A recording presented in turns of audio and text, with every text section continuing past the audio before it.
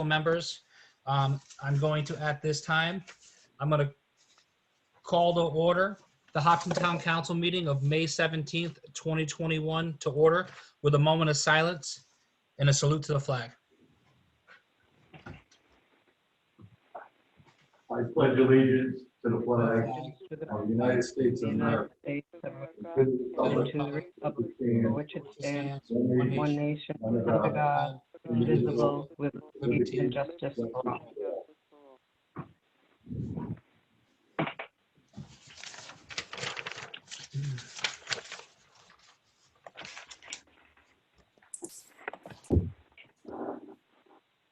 All right, first up tonight, we have a motion. Do I have a motion to sit as a licensing board?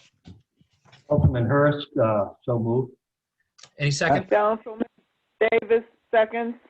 Okay, I have a second. All in favor? Hurst, aye. Aye. Davis, aye. Marvel, aye. And Moffat, aye. Motion passes. Okay, up here, we have a multi-event permit, Holly Tree Campground. Open a hearing on an application for a multi-event permit filed by Jennifer Johnson of Holly Tree Campground to hold 2 music entertainment events for their campers on the following dates: Saturday, July 31st, 2021, and Saturday, September 4th, 2021.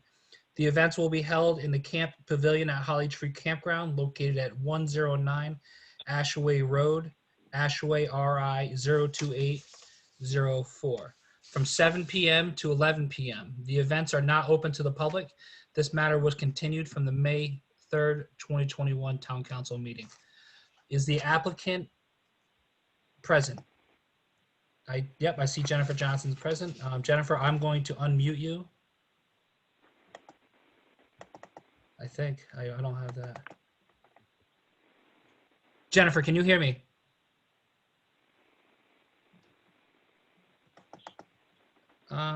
For some reason, Jeff, I do not have the option to unmute her. It's Jennifer Johnson.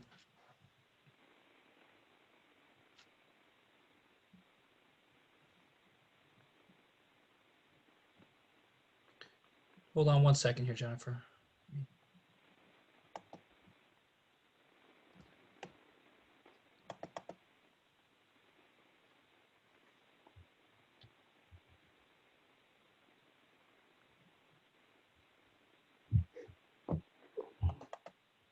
Do you have any controls to unmute Jennifer?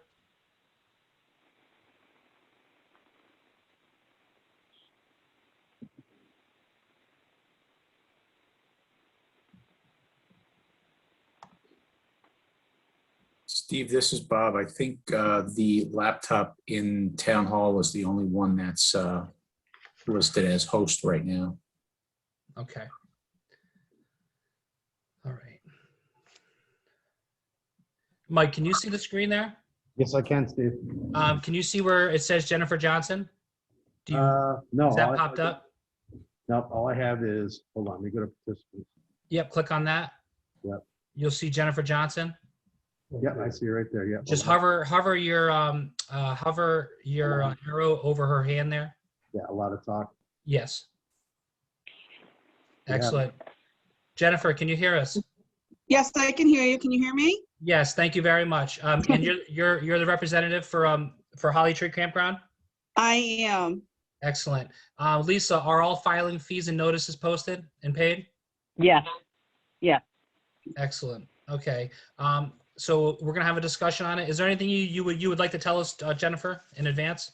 No, I don't have anything to add. It's the usual bands that we have every year, which we didn't get to do last year, but nothing's different. Okay, so this is something that you've done in previous years. Yes, sir.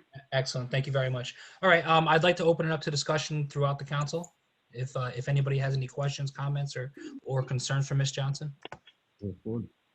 Councilman Hurst, usually these things tend to be routine unless there's an issue and any of the neighbors have an objection, and we usually just routinely approve these things. So unless there's something that is extraordinary, we should approve it. Thank you. Excellent. All right. Thank you, Scott.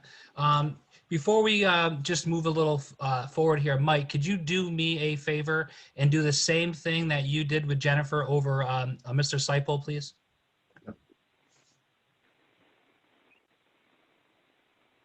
You guys should have it, Steve. Steve? Excellent. Steve, you there? I'm here, yes. Okay, I'm just checking. I Just don't, wanna make sure. I don't see myself on the screen, though.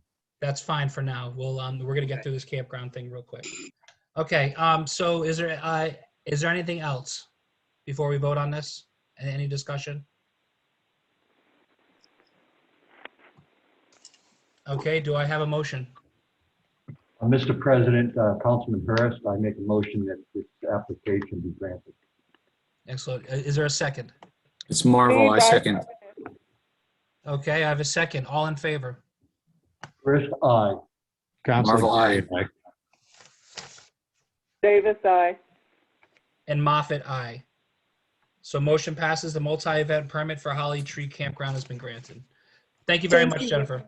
Thank you all very much too. Have a good evening. Thank you.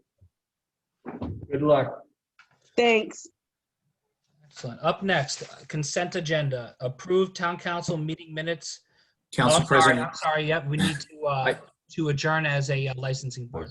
Yeah, Councilor Marvel, I'd like to make a motion to adjourn as licensing board and reconvene as a council.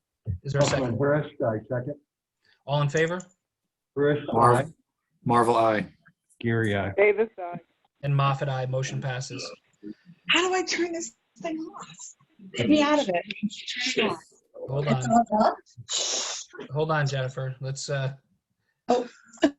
you go. She's all set, Steve. excellent. Thank you, Council Geary. Up next, the consent agenda. Approved town council meeting minutes of May 3rd, 2021. Financial Town Assembly meeting minutes of May 4th, 2021. Special Town Council meeting minutes of May 10th, 2021. And accept the following monthly financial activity reports from Town Clerk. Counselor, Steve, Yes, Sharon. Moffett, yes, I'd like to pull the remote meeting minutes of May 5th. May 4th, you mean? May 5th. Okay. There's no meeting on May 5th. Yeah, we only have May 3rd and May 5th. Well, that's what's typed at the top of the minutes, so that, well, at least maybe on that one page it happened to say 5th. So say 4th, make it the 4th. Okay. Well, the 4th was the Financial Town Assembly. That was the 4th.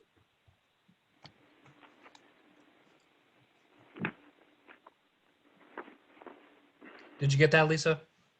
Yes, I have that. Thank you. Thank you very much, Lisa. But that's not all my objections, but Okay, anyway. okay, I'm waiting. Yep. Do I have to say what they are now? Yes. Okay, so on page 3 of the Financial Town Assembly remote meeting minutes, obviously at the top of the page it said the 5th, so that's wrong. And then in the third paragraph down, third line, it says, council is interesting in learning more and commented that the town council has. It should be interested instead of interesting. INTERESTED is what it should be.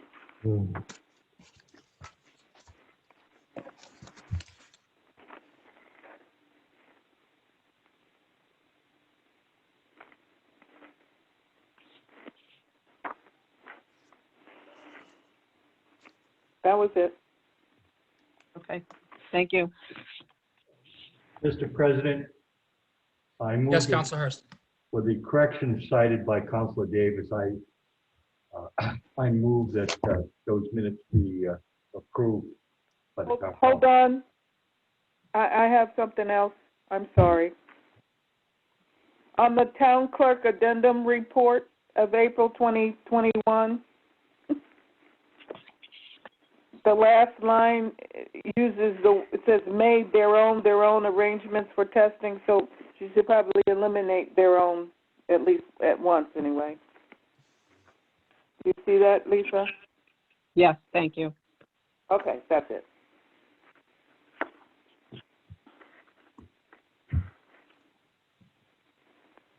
Mr. President, Councilman Hurst, I move that the minutes and the consent agenda be fully approved. Is there a second? Mr. Marvel, I President, second. Okay, I have a second. All in favor? Hurst, aye. Gary, aye. Marvel, I. Davis, aye. And Moffat, aye. Motion passes. Up next, we have new business. Discuss, consider, and possibly vote to support a resolution in support of legislation, House Bill H 6287 and Senate Bill S 0871 to request to waive the local maintenance of effort requirements for schools. Okay.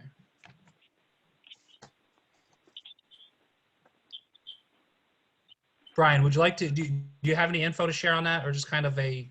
Sure. Yeah, this is something that was sent to us by the Rhode Island League of Cities and Towns. There's several municipalities in the state that are all doing similar resolutions. Or pretty much this is a boilerplate from the Rhode Island League of Cities and Towns, so pretty much the same resolution. My thoughts on it are it gives the town flexibility. If the federal funds come in, the URSA money comes into the school system, and we feel the need to reduce funding from Hopkinton to Charahoe, we have that flexibility, but it doesn't hold us to that. So I think it's pretty harmless. I think it just gives the town some freedom and flexibility in case things are tight next year, or we see that enrollment isn't up and expenses are up. It just really gives the town a little more flexibility. But again, it doesn't hold us to not keeping with the previous maintenance of effort from previous years of 100%. We'd be able to step it down to 95% if we thought we needed to. Yeah, Councilman Hurst, I have a question of the solicitor. Since we're in the only 3-town regional school district on Rhode Island, and in effect, two of the towns effectively set the majority of the tax rate of the member towns, because each town spends more money on education than general government.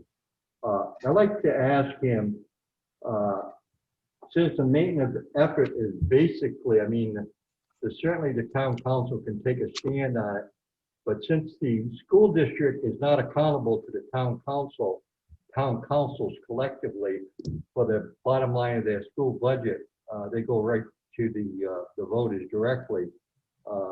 How does that wash with a municipality such as Hopkinton and a regional school district?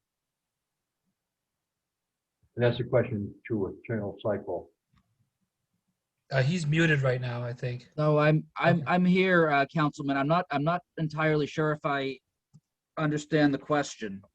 I think the question is very simple, because on a single municipal school district like Westerly, for example, the town council has the legal authority to either approve or reject the bottom line of a school budget. But in a regional school district such as Charahoe, the town council do not have that authority to approve or reject their school budget. So the big question is, as far as the maintenance of effort, the school committees in regional school districts can blow off their local town councils, because they're not even accountable to them as far as their school budgets, their approval of the bottom line, like they in a single member school district. That's the mechanical problem. Solicitor Seipel, if I could just step in there for a minute. Scott, with Solicitor Seipel being new to the whole Charahoe Hopkinton dynamic with the school board and everything, I'm not sure that's probably a question. And jump in front of me, Steve, if you want to hear. But I don't think that's a question he's going to be able to completely give you an answer to. Well, tonight, I'm not sure. I understand. I understand that the town doesn't have as much control over the budget as other towns do, given the way the school district is set up. But I'm not sure how that relates to the legislation that the council's discussing. Well, I mean, the fact is that the town of Hopkinton has no control over the Charahoe school budget. They're just accountable for any impact they have, like as far as budget caps and things of that nature. But the towns have no control over the school budget. And as far as the legislation, I mean, I don't have a problem supporting it. And it's probably a good idea. But as far as the maintenance of effort, the town councils have no control over that because all the marbles are in the hands of the Charahoe School Committee. We're in a regional school district. That's what I'm trying to say. Thank you. I mean, if there's a specific question about the legislation, then I could study that more closely and find an answer for you. But I mean, I don't know exactly the mechanics of how how things would play out if this legislation were to be enacted as far as it concerns Hopkinton's obligation to the school district. I think that's a bigger question that would require some study and probably consultation with folks from the school district. So if there is a more particular question I could focus in on, maybe we could discuss that tomorrow.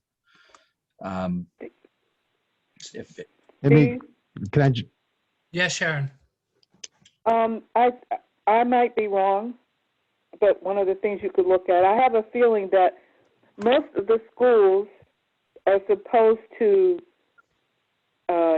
make the next year's budget at least equal their last year's maintenance of effort. So somehow I kind of think that that's really at the state level, that or the Board of Education or somebody is saying schools in general have to at least maintain the effort that they spent last year. They have to. That's part of this year's budget.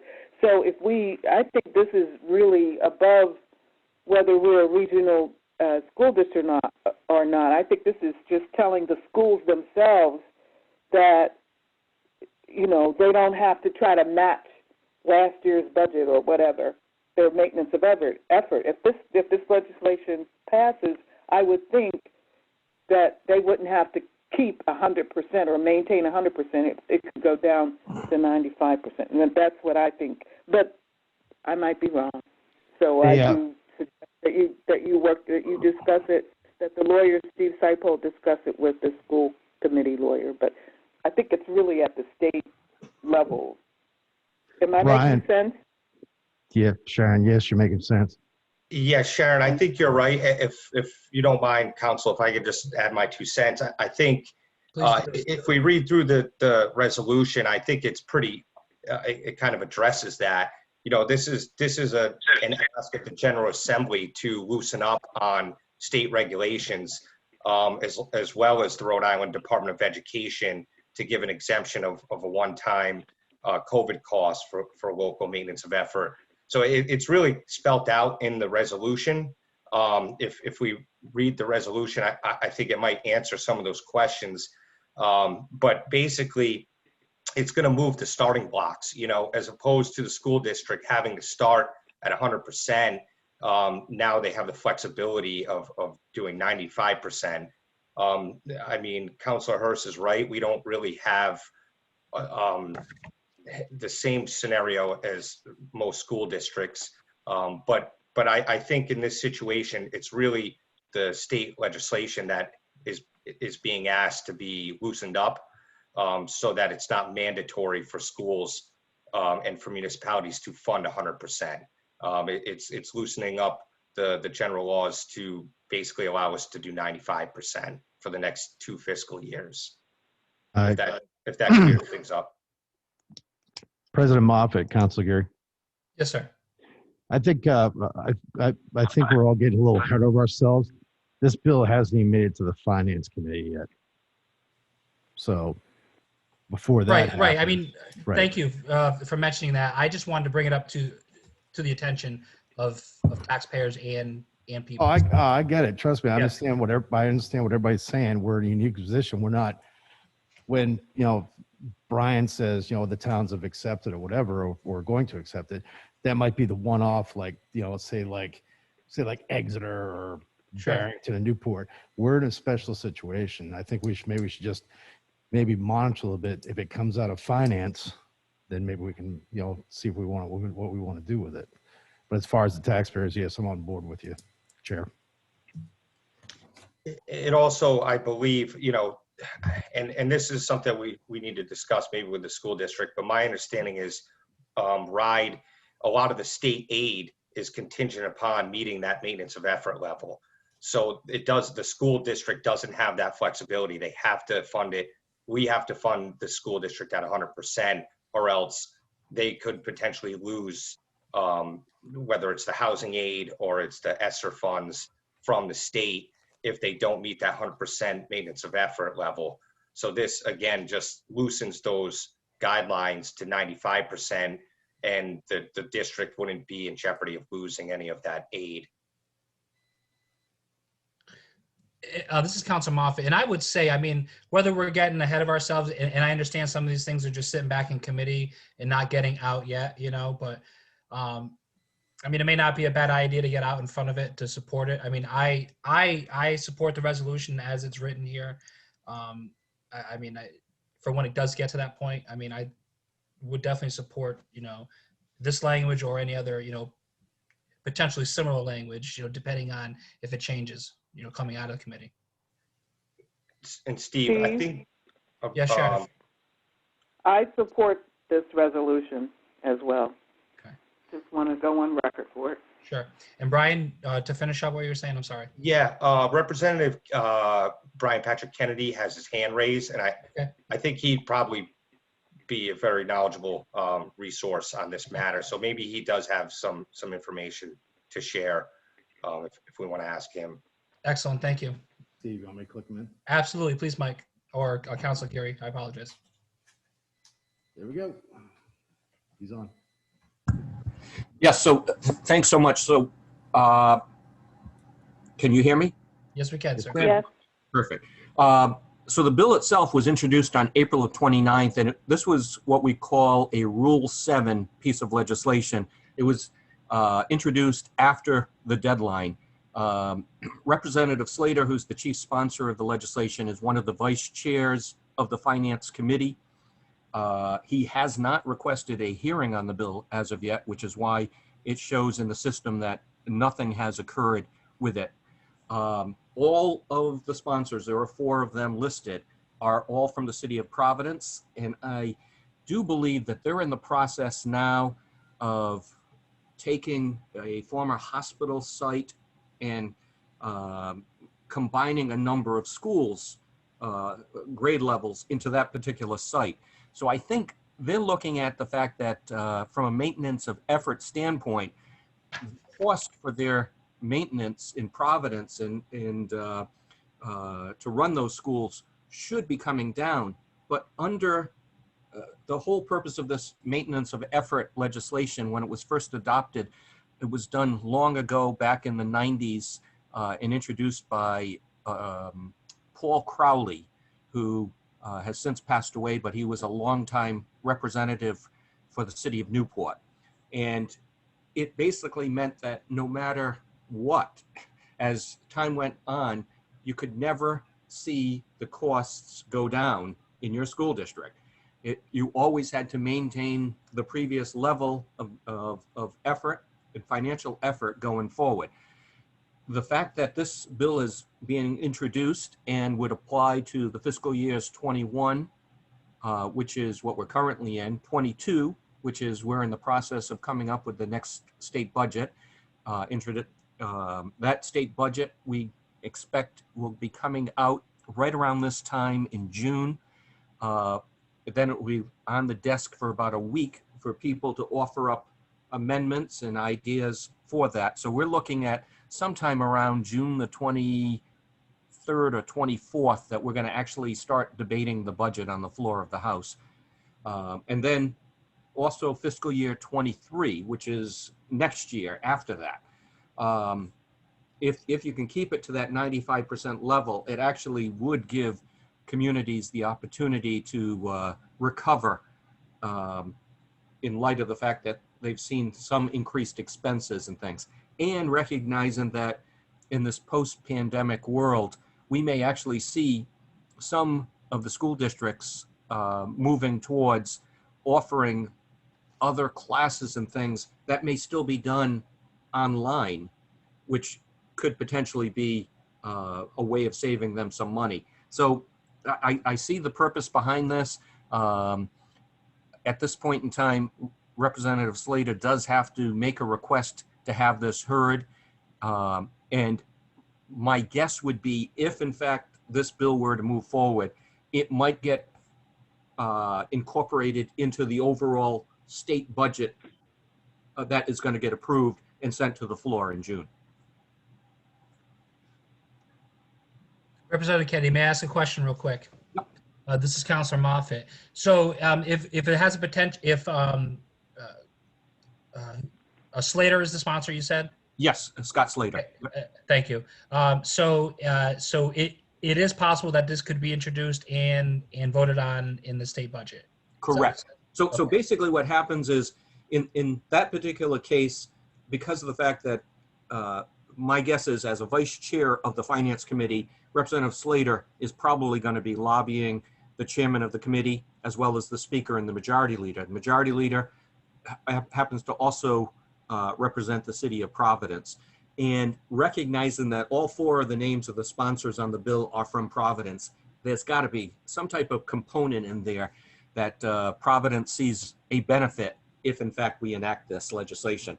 But I would expect that all communities would actually see a benefit if this was enacted. And, Right, and so- as such, if it got enacted, it could be included in the budget article dealing with education aid. Okay. All right. So seeing as that, I mean, this could be submitted and voted on. I mean, I think potentially we would be on the right path to approving this resolution by the town council, just saying that we support this as it is, and we think that it may benefit the town of Hopkinton potentially. Yeah, you could say, from that standpoint, you approve of the concept and would even support it if it was incorporated into the state education aid article of the budget. Sure. Okay. So I think as a council, I mean, I'm up for discuss. I mean, obviously we've had discussion on this, but I am up for a vote to approve this resolution in case, I mean, this is something that I support it anyway. So, I think we should vote on it. If there's a motion to vote, I would accept it. Mr. President, I'll make a motion to adopt this resolution, but I would like to make some comments before we vote on it. Thank you. So I'll make a motion to adopt it. Okay. Is there a second? President, Councilor Gary, second. Okay, Scott, we're still in discussion period. Would you like to? I think politics is about interest, and the school budget, most of it is like salaries and everything else. So I would ask Representative Kennedy, because I know they traditionally support him, but what is the position of the American Federation of Teachers and the National Education Association on this legislation? Have they been lobbying on this bill, or is this on their legislative agenda?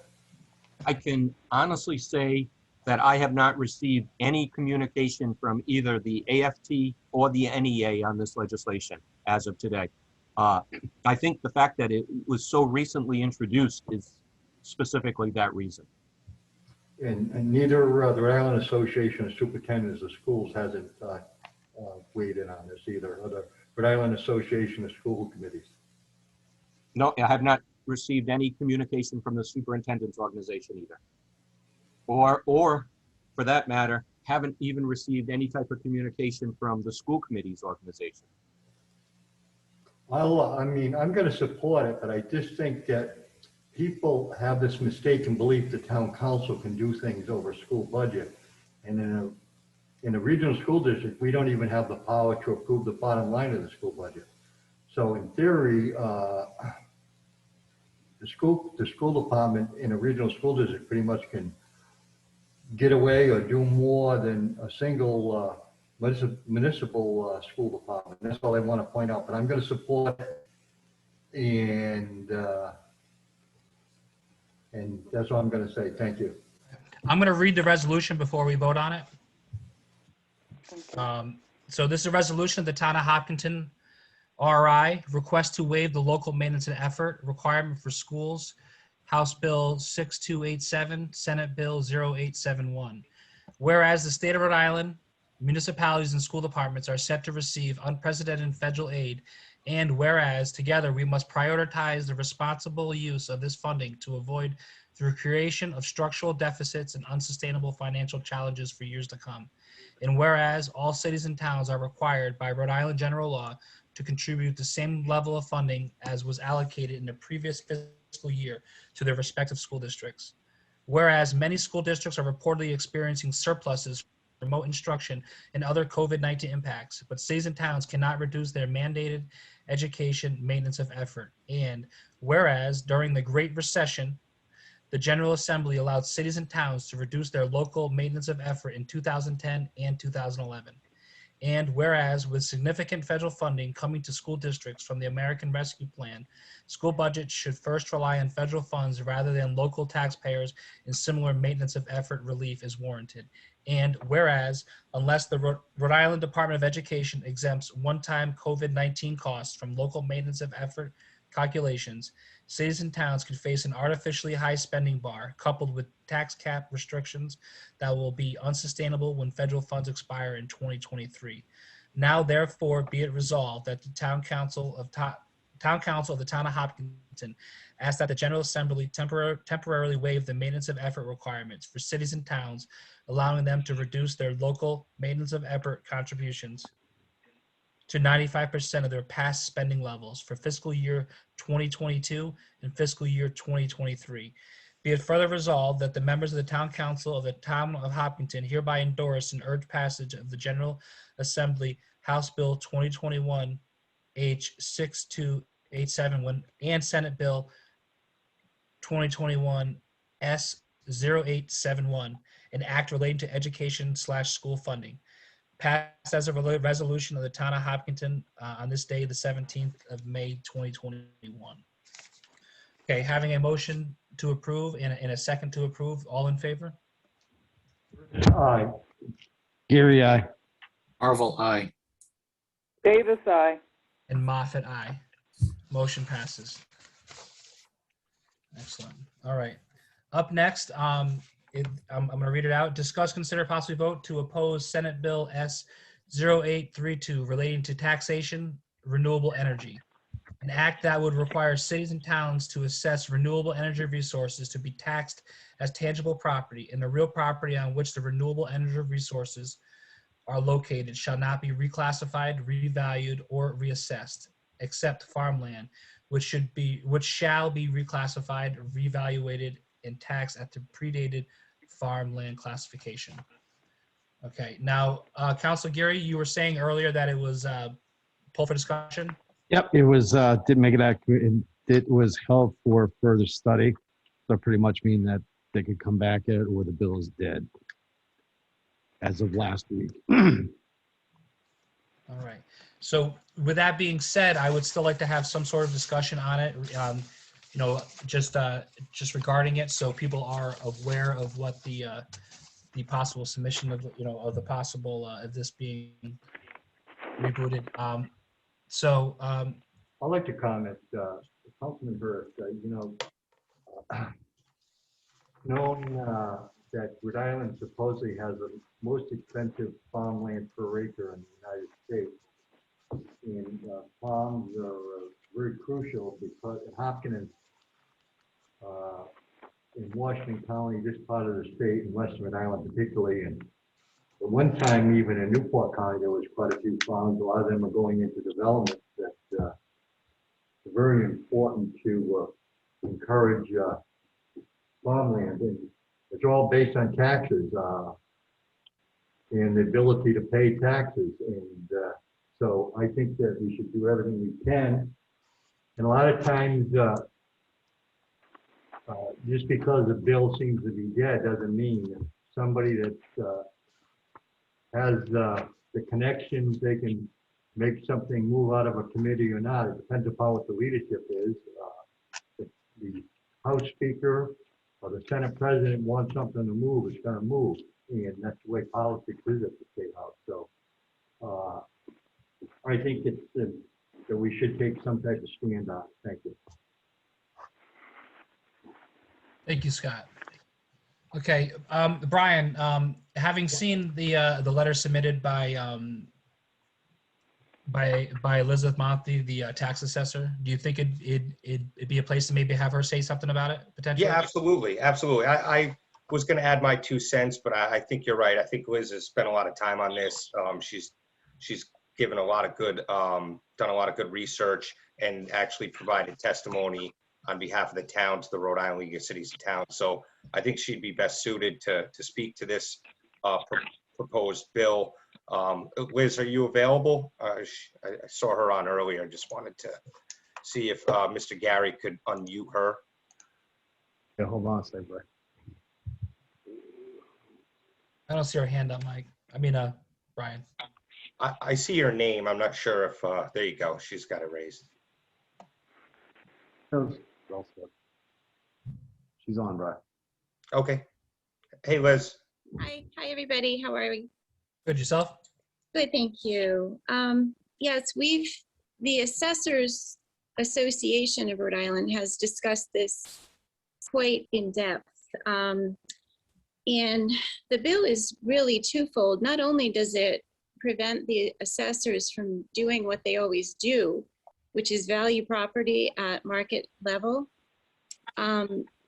but the second thing it does is it wants to be a retroactive bill, which I think upon passage, if it passed tomorrow, we would have to retroactively pay everybody back what we've earned already from solar. After giving the solar good thought, changing zoning, etc. And part of valuation from an assessor's point of view is based on the use of the parcel. So they have solar as a commercial use, they're earning commercial money, and this bill would prevent us from assessing it in that way. What it would do is tell us all we get is a tangible tax at $5 per kilowatt AC capacity on the nameplate capacity, which that is in and of itself a past legislation that we used for the tangible tax. But this would definitely prevent the assessors from adding anything different to the land, and it would have the land go back to its original zoning. So for example, if we've changed zoning to be commercial solar and it used to be residential, the parcel would be returned to residential status, which is a much lower assessed value. Yeah, Councilman Hurst, my concern is this, and maybe it should be pulled because there seems to be some concerns about it. My dilemma is this for the town of Hopkinton. I grew up here. The problem is people are concerned about property taxes. And the thought has been if we have to reach out to the farmers because helping them helps the community at large, because the farmers were to sell their property and houses were built, what would happen is it costs over $18,000 per child to educate them in school. And the dilemma is that it would tremendously increase property taxes. So, and I know you know that because everybody knows that really. So how do we deal with that dilemma of somehow discouraging housing developments to the extent that they do come in and give them an incentive to come in, which impacts property taxes because of the school cost. Steve?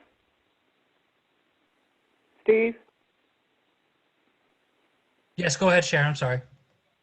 Okay, this bill is specifically talking about taxation related to renewable energy. Absolutely. So I think, I guess I only have one question. If Brian Kennedy's still there, even if nothing has happened, shouldn't we go on record to say that we might be opposed to this bill? Is my mic still on? It is. Okay. Yes. I would say the answer is yes.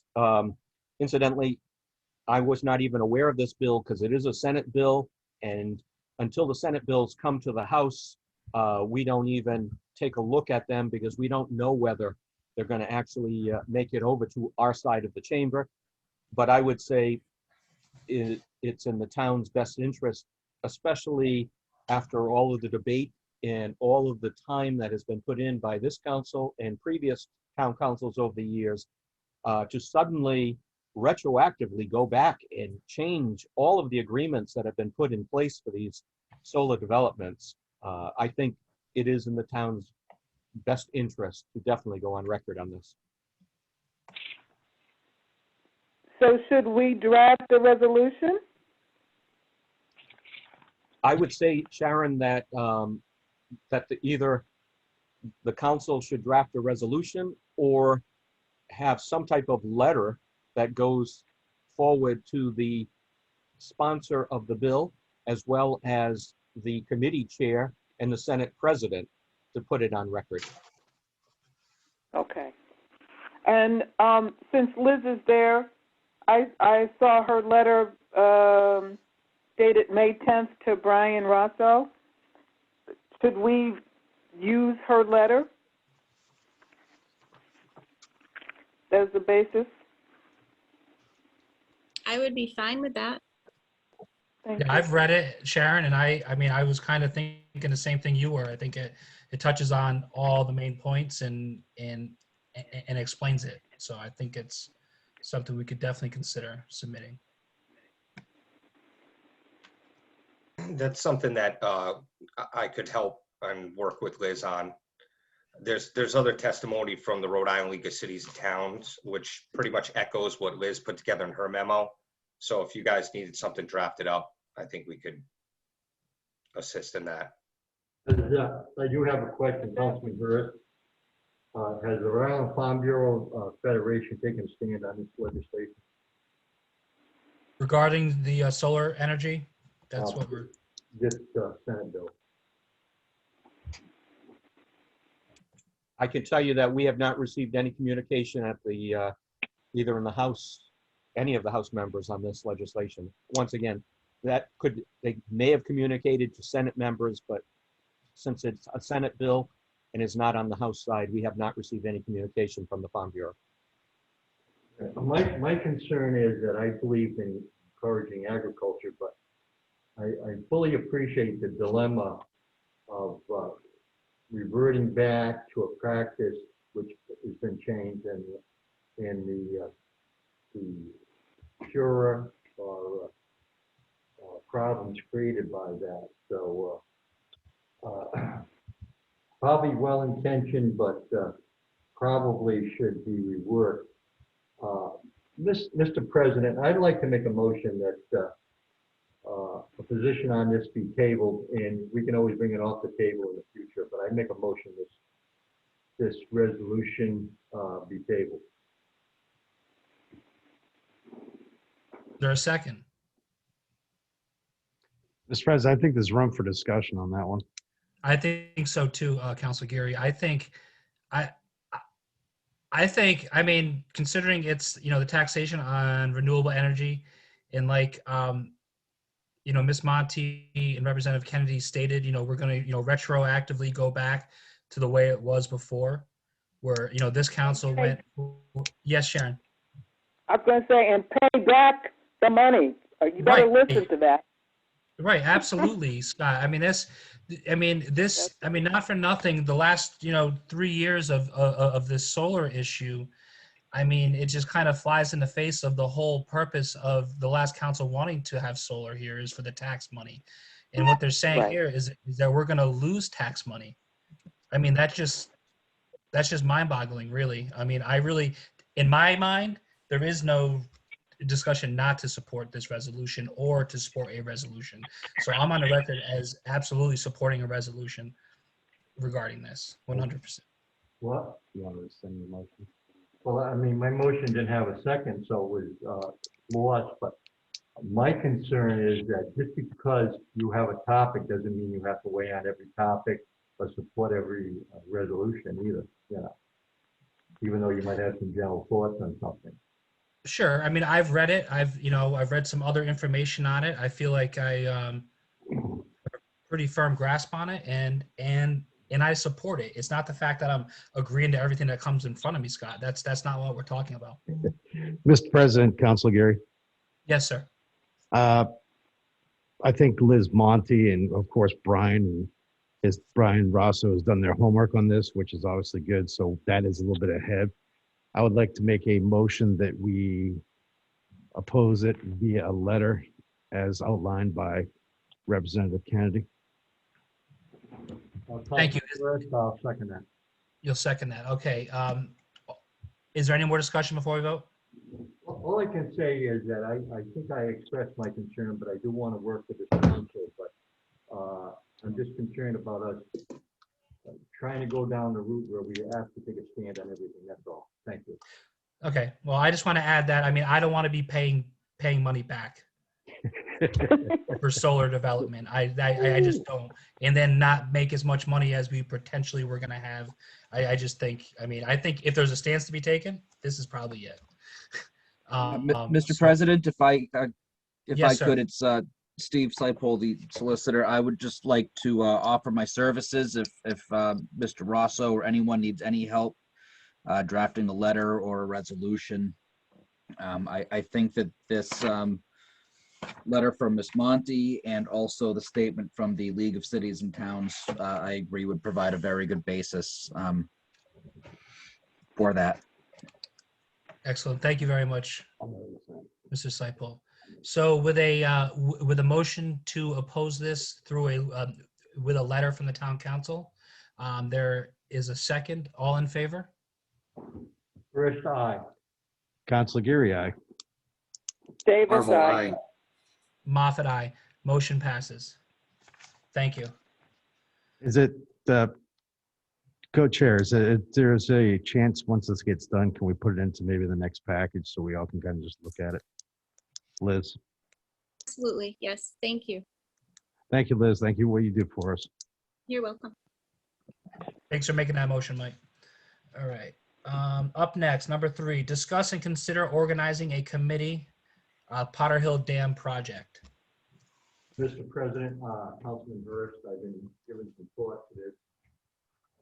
In the actual area, there's a lot of concern about people about the water table and other things and the wells and things of that nature in particular. And I know the state has had issues with the fish ladder and flooding, et cetera. So in listening to the hearing, there was an issue on real estate values, but I do believe in a committee, maybe 5 to 7 members, that I would hope that we would reach out, particularly the people that impacted on the Pawcatuck River, who are concerned about their wells and things like that. And anybody should be able to apply, but I'd like to make a motion that we set up a committee and the council can come up with a charge of 5 to 7 members. I know it's tough to get people to serve, but I think this one you might have a few 5 to 7 members to work on the Potter Hill Dam project from a Hopkinton perspective. Excellent. I second. All right. With some discussion on this? Yes, Chair. Getting a lot of feedback. You know, I agree with Councilor Hurst here. Getting a lot of feedback from people in that area, emails, talk to a lot of general public, as I'm sure most of us have seen some of the emails. I'm sure Representative Kenny has gotten a lot of emails. Gina Fuller, of course, you know, she's involved with this too. You sit back and you ask yourself, It's been there for 100 years. Why all of a sudden do we just want, take it down? I understand the Potter Mill, the building side, which looks horrible, clean that all up, make it look nice. But the big question is, if it's been there, why all of a sudden do we have to take it down? The argument I heard is, well, it's in disarray, it's going to collapse. And just, the fear factor comes out. So I think it's a good idea that we do have a committee, and as Councilor Hurst has suggested. Yeah, I just like to say one more thing. I know other people have things to say.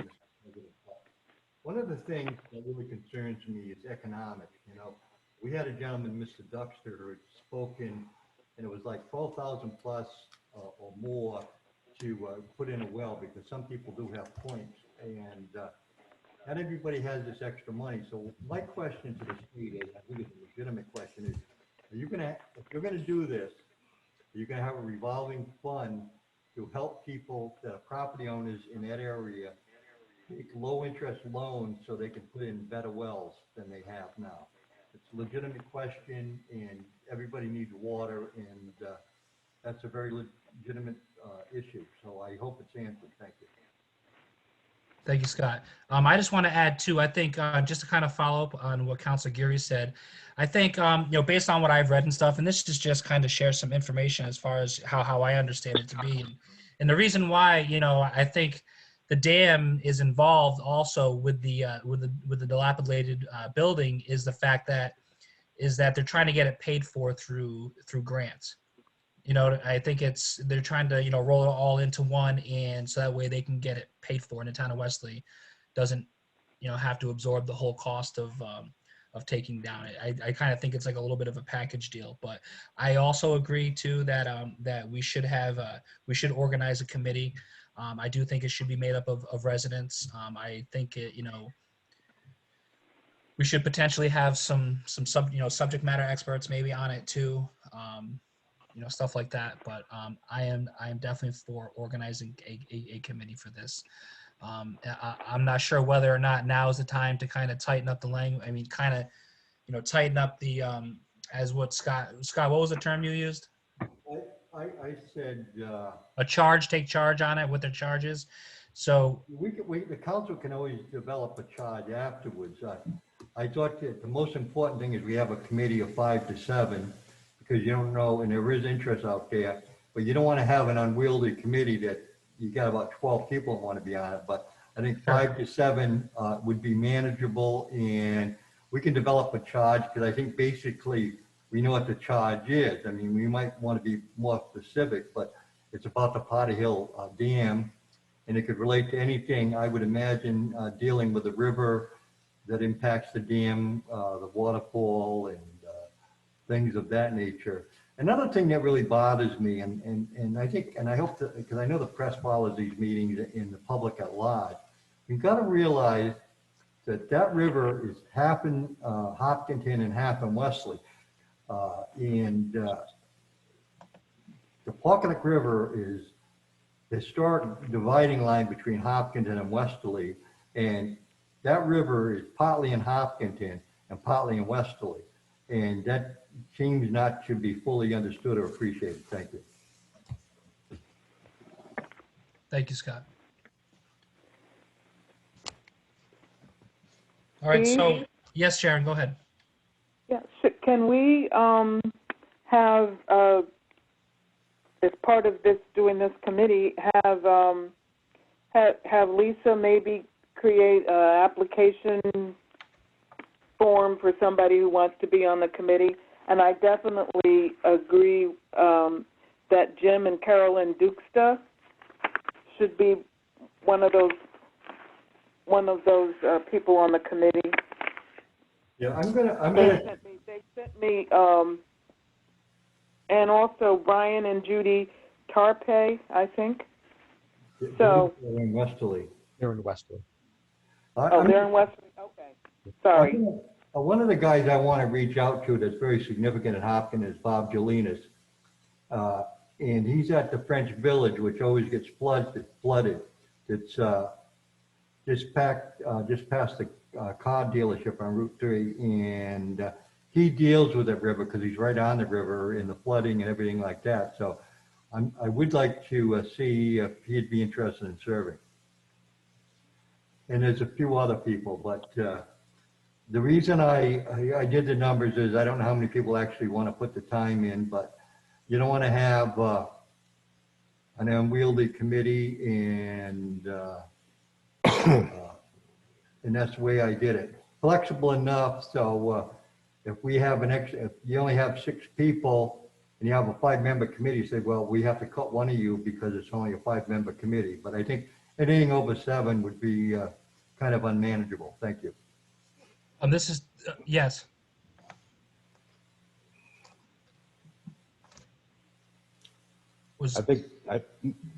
Chair, I think there's a motion on the floor and there was a second, if I'm right. Yes, I seconded it. Okay. Hold on one second. Let me just see one thing.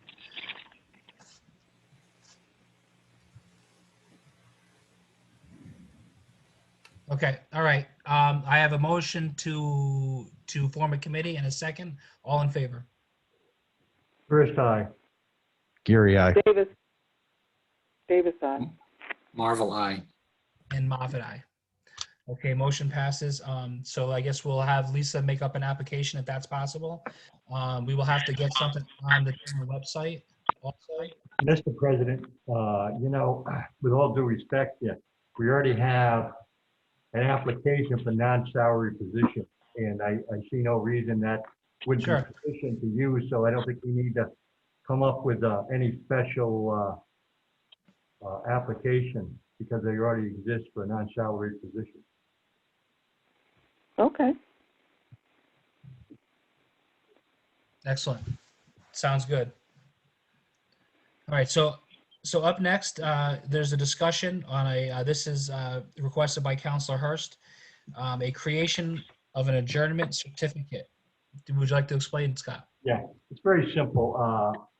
I know the General Assembly, a lot of times they will adjourn in memory of somebody. I know if they give a certificate, but usually they do House citations or Senate citations. But basically, it would have, I envision a decent, would have the town seal in the middle, and it would say the Hopkinton Town Council adjourned. And I would leave it blank as far as in honor of or in memory of, because you could use it for honoring somebody that has died, or like if you wanted to honor the Terre Haute baseball team for their winning season or something like that. So I would leave that part out because that could always be printed in, and then just state the person you honor. And we could have the council president sign it and attested by the town clerk, or have a place where all the members of the town council could do that, and just have the date on Monday, whatever the date is, the Hopkinton Town Council adjourned in honor of whoever you're honoring, or in memory of, whatever the case may be.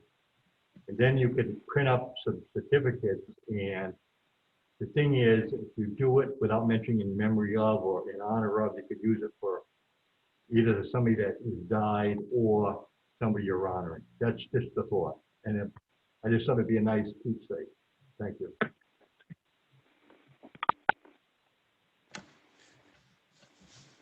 Is there any discussion? I kind of, so I mean, yes, go ahead. Okay. Hello, this is Lisa. Yes, Lisa, go ahead. I just want to make sure that you know that no one has discussed this with me and how it would impact the office. I do believe that it's appropriate to recognize and pay tribute to any individual that Mr. Hurst feels is in deserving, or, you know, for in honor of or in memory of. It's very thoughtful and appropriate to continue to do that. The tribute in that way is always on record, and it remains as a permanent record in the town council meeting minutes. I'm not certain that at this point that to do more than that is required or necessary. It sounds like this is something that is going to be placed in the lap of the town clerk's office. I believe we have enough to do at this point. I am not usually anti anything. I'm usually pretty open to reasonable requests for information, but I can see this leading to quite a job for somebody. As far as there is a cost that's going to be, it's town resources of staff time, the cost of certificate paper, letterhead, mailer envelopes, postage, who is going to deliver these, who is going to research who they go to, what sort of limitations are they going to be on this, or is it an open-ended, anybody can request it? It would have been nice had I had an opportunity to really think about this and discuss it with Councilor Hurst, but I wasn't given that opportunity. And I think at this point, it needs to be thought about further before you automatically assign something like this. We have quite a lot to do as it is already, and I'm not quite certain that I support any further than beyond indicating it in the meeting minutes as an adjournment in honor of somebody. Hey, And that's just my 2 cents. Councilman Hurst, I will apologize to the town clerk. It's just something that I thought about and I didn't consult her, but I think basically it really doesn't take long because you're not going to do It doesn't take long because you're not doing the work. Well, I mean, Let me just interject here. This is Counselor Moffett. You know, I had agreed to put this on the agenda for Scott. I usually do when Scott has a recommendation. That my first thought was to kind of echoing what Lisa had said, was the fact that there's, you know, I mean, it is very nice to, you know, to honor, you know, people in these ways. But to do it for every single one, every single meeting, I would say more so, like Sky had said, you know, hey, if the high school wins a state championship, or, you know, or someone is, I mean, you know, something extraordinary, they become an astronaut, you know, and they're from Hopkinton, you know, something like that. But I mean, to have it be a commonplace where there is a constant feed of this type of stuff, I think I would have to agree with Lisa. So that's kind of what I wanted to add to that discussion. Is there any more discussion? Steve? Yes, Sharon. Yeah, I agree with you. I don't want to put more work, and I think it is the fact that it is part of the record that should be sufficient. Yeah, absolutely. Thank you.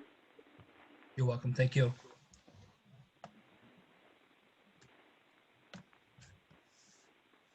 All right, well, that was only up for discussion. So do you have anything more to add to that, Scott?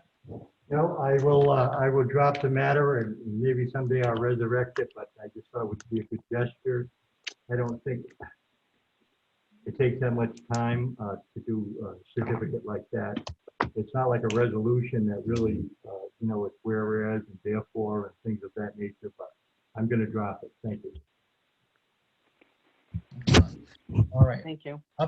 Up next, we have the public forum. If you would like to speak at the public forum, please raise your hand by hitting star, and I always forget, star 9. Star 9 to raise your hand. Okay, up first I have Representative Kennedy. Yes. Mike, you're going to have to. Oh, sorry, he's already unmuted. Thank you. So I'm very happy to see that you're going to do this particular committee of individuals regarding the Potter Hill issue. Representing both sides of the river, I've received communication from both sides of the river from my constituents. I have tried to forward as many of these to the town clerks and to the town manager so that you also have a record of who has expressed an interest in this. I think the main focus of this will have to be, though, looking at what the effects are going to be on any potential change to the water level of the river, and specifically whether in fact just as they did in Bradford, if the dam is removed, there has to be a way to figure out how to keep the present water level at what it is today.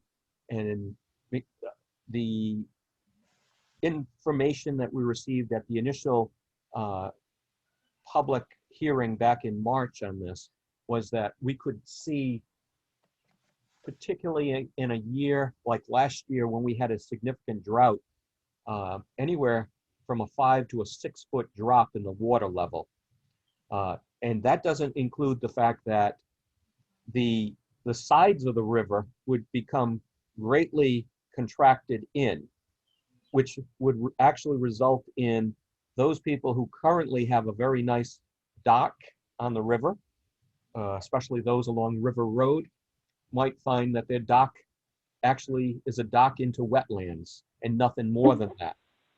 So any significant change like this could have a very negative effect, particularly on the values of those homes, both on the Westerly and Hopkinton side, but more so on the Hopkinton side because of the fact that so many people have a dug well. Now, the one thing that we haven't ever discussed before, the Westerly town water line stops at Potter Hill, right at the bridge. And if the town of Westerly wants to start talking about extending that into the town of Hopkinton to address those wells that go dry on the Hopkinton side, that might be something that could be part of the discussions within this as well. The reality is, this is, I think, a good proactive step to take forward. I don't believe that the committee actually would have any authority to talk about the mill, even though there's a small corner of the property where the mill is located that is in the town of Hopkinton. The majority of that mill itself is in the town of Westerly, so ultimately, I guess that becomes the purview of the Westerly Town Council and their planners to decide exactly how they're going to handle that. But I think this is a good proactive step. I do want to say thank you also to the Ducksters because and I forwarded this on to Gina Fuller. They have invited individuals from the town council to actually have the opportunity to take a riverboat ride to see what the potential effects could be. And I'm sure this is going to probably be looked at sometime for the month of June or July when our schedules are much freer so we can do something like this. But again, I think this is a good move on the part of the town council. Steve? Yes, Sharon. I wanted to ask Representative Kennedy, is it possible for whoever, whatever it is, if it's at the state level or if it's at the town of Westerly level, isn't it at the state level that's really making these decisions? No, actually, so Sharon, in this particular case, Gina Fuller, she represents the Southern Rhode Island Conservation District, which is basically a federal. But it's at the state. But then you it's have at the state level. Then you have the Department of Environmental Management that's involved with this as well. That's Janet Coit's office. Then you've got all the stakeholders, which include the town of Hopkinton and the town of Westerly. You've got the Wood Pawcatuck Watershed organization that's also involved because of the fact that this is one of those rivers that has been designated for its scenic beauty and everything. So that you've got a whole bunch of different stakeholders that are involved in helping to make the decisions that are going to ultimately happen here. Well, the point that I was trying to get at was if it was ultimately paid, I don't know who's paying for it, I guess, to take it down or whatever. But if it was at the state level, couldn't we require that if the land was going to drop down, the water was going to drop down 6 feet, that the state entity pay to drill deeper wells for the people who would be affected? Rather than have the residents pay, I was trying to get the Oh, right, I know You what know, you're saying like on at that. the state So level pay. all I would say is, when they removed the small dam that was in Bradford, near the Bradford Dye property, they were able to do so, and has a very nice cascading effect now. As you drive through Bradford, you can see it. And it did not have any effect on the level of the water. This particular case, what we've been hearing is that the fish ladder that's next to the dam that the fish are using to get up into the river, that it's starting to become deficient and starting to fail. One of the letters that I sent you is from a Westerly police officer who lives over in Hopkinton and Ashaway, Howard Mills. Howard has been fishing on the river for years. He said, you can't even find a fish anywhere in that section of the Potter Hill Dam at this point in time. The Westerly Sun actually published a photo of the osprey that have taken up residence there because they know what a great fishing spot it has been for years.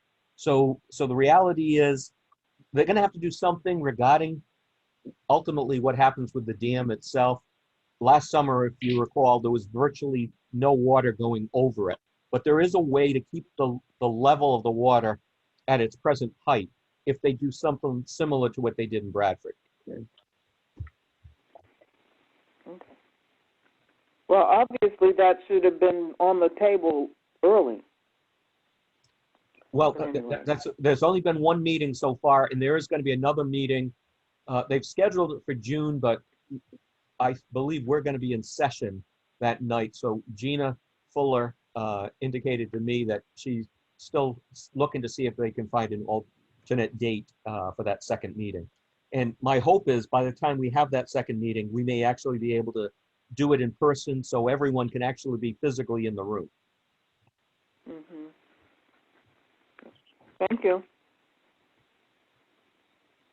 Excellent. Thank you, sir. Up next, Mr. Duxta, could you just state your name for the record, please?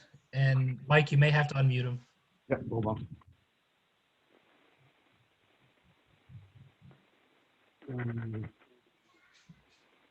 All set? Well, this is Jim and Carolyn Duxta. Can you hear me? Yes, sir. Very good. First of all, I really would like to thank Brian Patrick Kennedy and the town council for passing this resolution to make this committee. It's very near and dear to our hearts, our neighbors, our community here, that we get together and really look at the situation. And sincerely and truly, we have gone up and down the river. We have our levels now of the heights and depths, and it's springtime.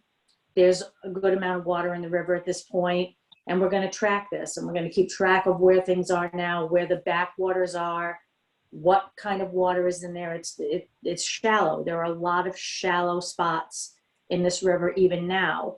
And as we get into end of July, end of August, it's going to be a trickle. And to take this dam out is going to be really detrimental to the waterfowl, the wildlife that live here and that enjoy this river so much. So I thank you guys so much for allowing this committee to be formed. And we don't want to take up 2 spots on it if there's only going to be 7 spots allotted. But we've spoken to our neighbor, Roger Perry, who said to us tonight that he would like to be involved. One of us will be on the committee, and we're really excited to be able to get together with other people that are concerned about this cause and really do the right thing and do the best thing for our wetlands. Thank you for your time.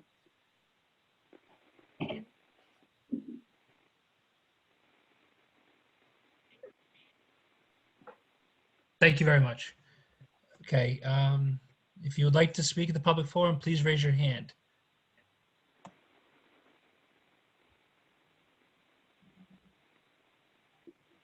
Okay, I don't see any other hands raised. Okay, Mr. President, I'd like to offer a motion to adjourn in honor of the 2021 Hopkinton College and Trade School graduates and in memory of Sally L. Main Church, and William A. Billy Corbin. All right, is there a second? This is Counselor Marvel, I second. Okay, with a second, all in favor to adjourn? Aye. First, aye. Marvel, aye. Davis, aye. And Moffat, aye. This meeting is adjourned. Thank you, everyone. Thank you. Good night. Good night.